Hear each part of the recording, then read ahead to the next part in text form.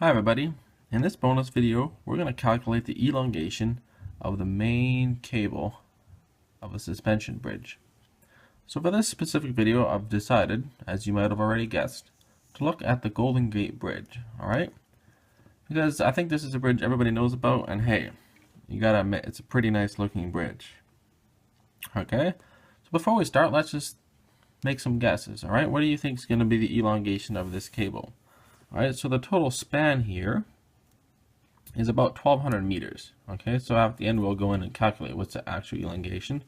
So before we do this, make a guess. How much longer do you think this cable is going to get? Alright, 2 meters, 5 meters, 10 meters, alright, half a meter. Alright, so the actual cross section of the cable is quite large. So I pulled these pictures off of Wikipedia. You can see here, this is the total cross section here, alright? The diameter is 36 inches. Okay, that's about 3 feet, or about just a bit less than 1 meter.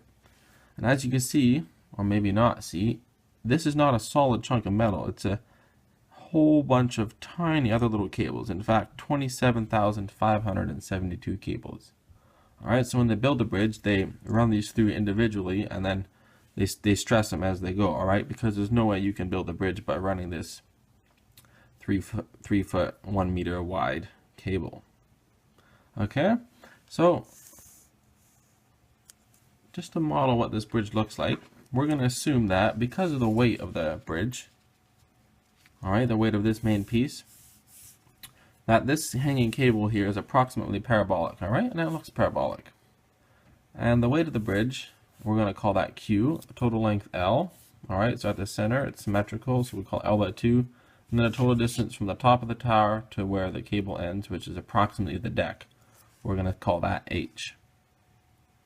Alright, and Q you could find by looking at, the density of the concrete of the deck and the area of the deck, and you can go and actually make a calculation, but I'm not going to go through that in this video. Alright, so let's get going here. So this is a relatively complex calculation, so I'll try to break it down the best I can. So the first thing we're going to want to do is to find the tension in the cable. Alright, and now the tension is going to vary as a function of distance. Alright, so we're going to call X to start from here and go out to here. Okay, because you can imagine the tension here is definitely not going to be the same as it is over here because we have, more force acting on this piece. Alright, but first thing we got to do is find the reactions at the support. So let's make a cut right at the center here and look this way and take a look at what this bit of cable here looks like.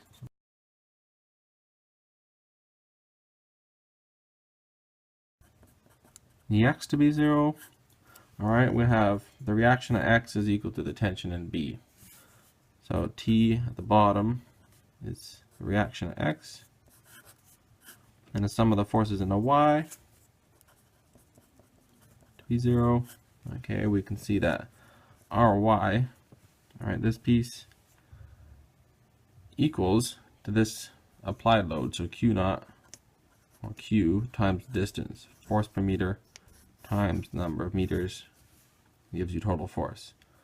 Alright, and let's also do some of the moments about this point right here. Okay, some of the moments about where the reactions are, and that also has to equal 0. Okay, so we're going to see this force here, that's QL by 2, times the distance it acts. Well, an applied load that's linear, it acts halfway, so times L by 4. Alright, and to define this way to be positive, minus TB times its lever arm distance, this height here. Alright, we called that H previously, so we'll call it H again. There we go. Now, these will come into play later on. They might not seem important now, but they'll come back. Alright, so now that we have the reactions, the next logical step is going to go into be defining the displacements. Okay, so because the displacement, of course, is going to be varying because the normal forces are going to be varying, we need to look at all these different factors. Alright, so I haven't actually calculated the normal force as a function of X, and you'll see why as I go through, because there's a bit of a, a trick to calculating this. So let's look at a small segment of the cable, alright? So then we can write, or we also need to know, in this case, the equation of this cable. Alright, so we already said it was going to be parabolic. Okay, so it's going to be 0 at 0, and it has to be h at x equals L by 2. Alright, so you can say it has to be h, and we know it's something x squared, so in this case our x at that point is L by 2 squared. Alright, now times some constant, alright, because we're just going to assume that our function is going to be y equals to some constant x squared. Alright, in this case a is equal to x equals L, or x equals L by 2, boom, you get h, x equals 0, it's 0. Alright, this satisfies for our cable.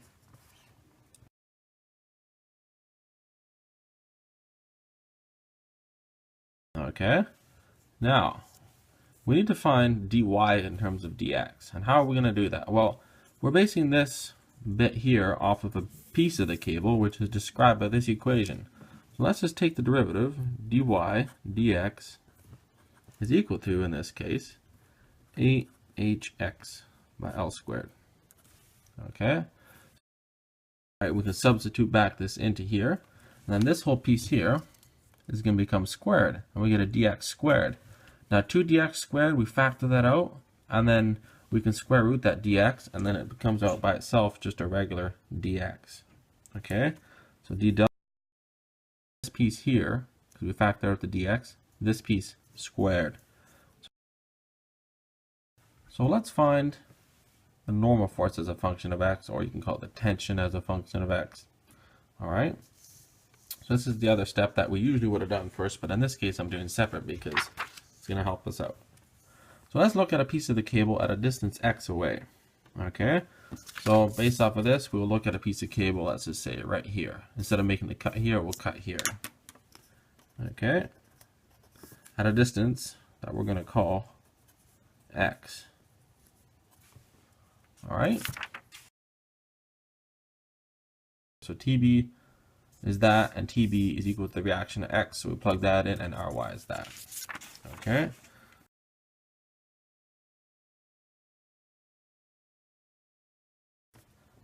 Sum of the forces in the y to equal 0.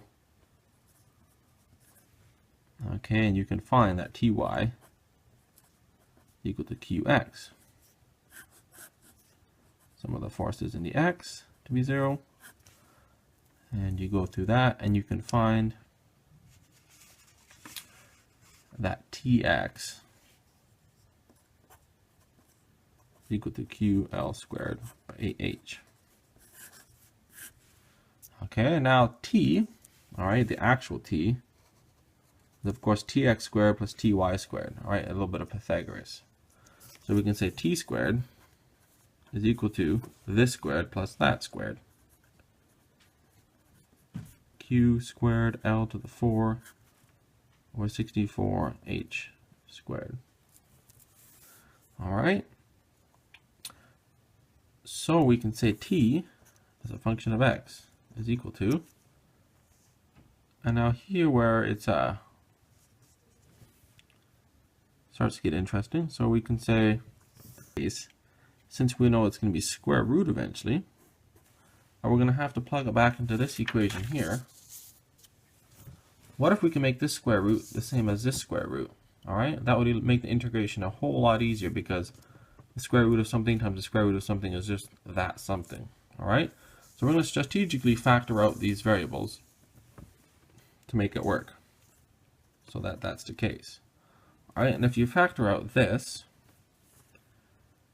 Q squared, so let's just keep this squared, Q squared L to the 4 over 64h squared, you're going to be left with, alright, so this is just becomes 1, and this becomes 64x squared, 8 squared for L to the 4 plus 1.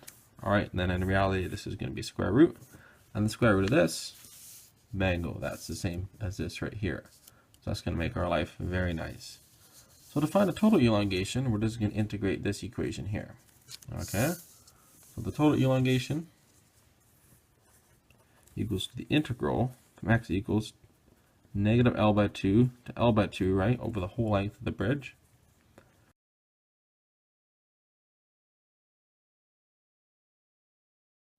Alright, now you can look at this function and say we have to evaluate it between x equals negative L by 2 and L by 2. That's annoying. Alright, but we know that it's cubic, to the power 1.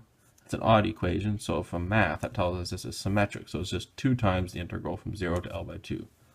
Or you can just kind of look at it and say, well, the elongation of this piece here, this side of the bridge, is going to be the same as this side because it's it's all constant. It's all the same. It's very symmetric.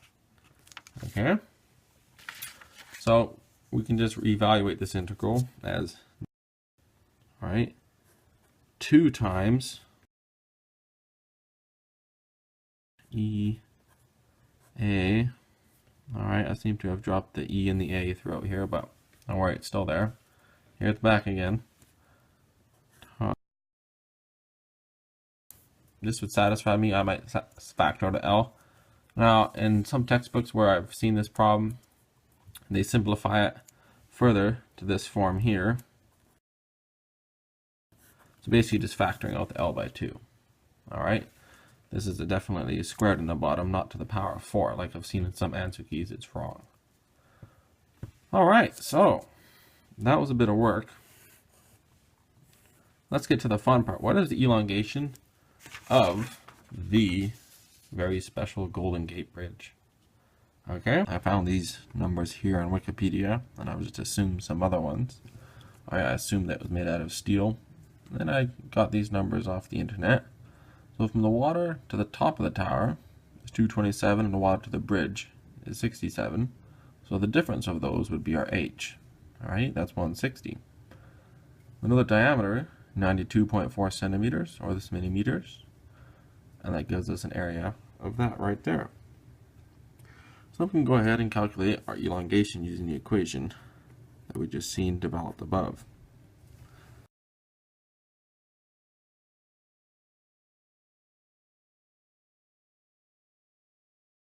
And if I've done my math right, this works out to be